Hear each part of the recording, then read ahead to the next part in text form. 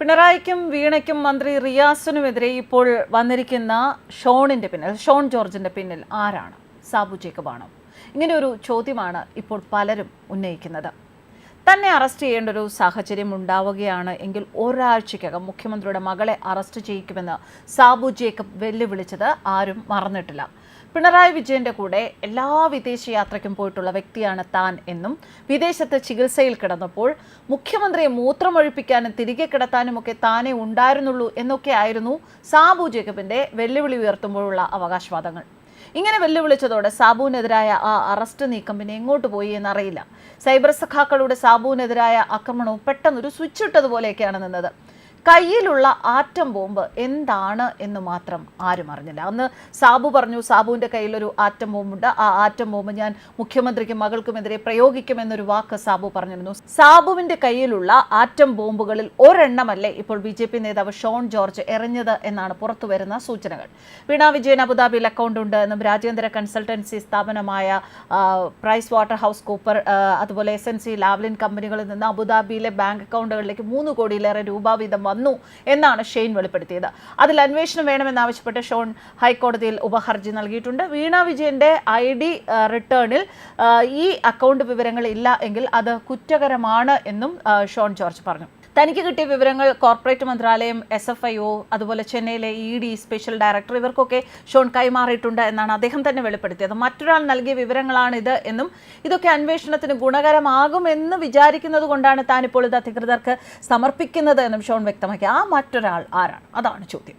വീണ തൈക്കണ്ടിയിൽ M Suneesh എന്നിവരാണ് 2016 മുതൽ 2019 വരെ ഈ അക്കൗണ്ട് കൈകാര്യം ചെയ്തിരിക്കുന്നത്. ശരാശരി 10 കോടി രൂപ വരെ ഈ അക്കൗണ്ടിൽ എപ്പോഴും ഉണ്ടായിരുന്നു എന്നും മുഖ്യമന്ത്രി പിണറായി വിജയനെതിരെയാണ് താൻ തെളിവുകൾ പുറത്തുവിടുന്നത് എന്നും ഇത് തെറ്റാണ് എന്ന് തെളിഞ്ഞാൽ മാനനഷ്ടത്തിന് മുഖ്യമന്ത്രിക്ക് കേസ് കൊടുക്കാമെന്നൊക്കെയാണ് ഷോൺ പറഞ്ഞിരിക്കുന്നത്. വളരെ ചങ്കൂറ്റത്തോടു കൂടിയാണ് ഇതിപ്പോൾ ഷോൺ തുറന്നു പറഞ്ഞിരിക്കുന്നത്. ലാവ്ലിന്റെ ഉപകമ്പനികൾ കിഫ്ബി മസാല ബോണ്ട് വഴി 9.25% പലിശയ്ക്ക് പണം നിക്ഷേപിച്ചിട്ടുണ്ട്.